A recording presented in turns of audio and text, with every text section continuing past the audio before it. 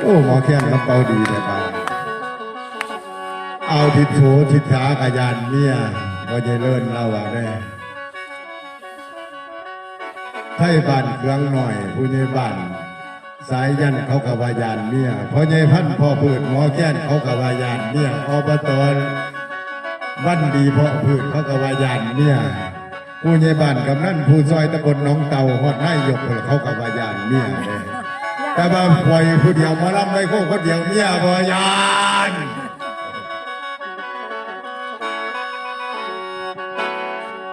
และชีวิตเป็นลูกจ้างมันบ่ต่างกันหลายนายของเฮาคือเมีย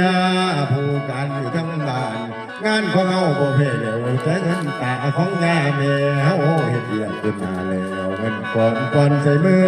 ไปทำงานอยู่สู่มือขอบนายใหญ่บรรษาได้เงินมาเป็นแสนแม่นใจเธอยิ่งเอาไปขายไปข่าลงทุนมาได้กระจม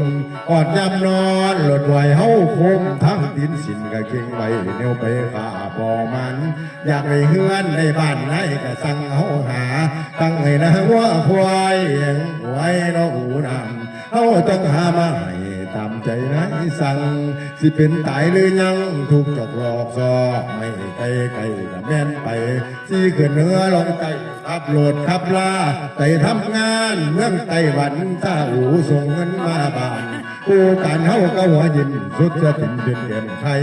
ลองมึงรู้มูเจ้าเสียให้โลกไปเงินนั้นบ่ส่งเธอบอกว่าปล่อยหาขัวปากกี่พี่ล้นไปแต่ดนบ่เห็นเงินส่งมาพอแล้วตายในแม่นายเฮาปล่อยจดหมายน้ำไปลาอยู่ทั้งบ้านบ่มีแนวสิญาติหาหรือให้รู้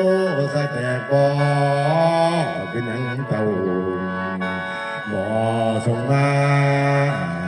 บ่ส่งมา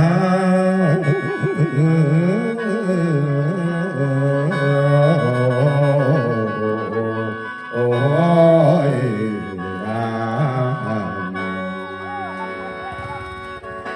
แล้วผู้ใส่เฮาน่ะพ่อปานขี่ข่าวเงินตื่มอย่าลืมเด้อพวกคุณเธอคือนายสั่งการขานสีมีเงินเป็นล้านเป็นแสนเป็นหมื่นมีงบไว้สร้างมาหน้าหัวให้สวนมีครบถ้วนเงื่อนหลังใหญ่ปัญญาเงื่อนหลังใหญ่ปัญญาคิดกันมากกับของเขาหลุดไหลเฮาหนีซ้ำซอยทองคำเฮาซื้อให้สองสลึงว่าของเพิ่นเงินออมสินฝากไปหาได้กับแม่นายเงินขายปอเงินขายไผ่ขายถั่วขายงาและเงินขายปูขายป่าละผักละเพงแต่งเต้าเงินขายเบียร์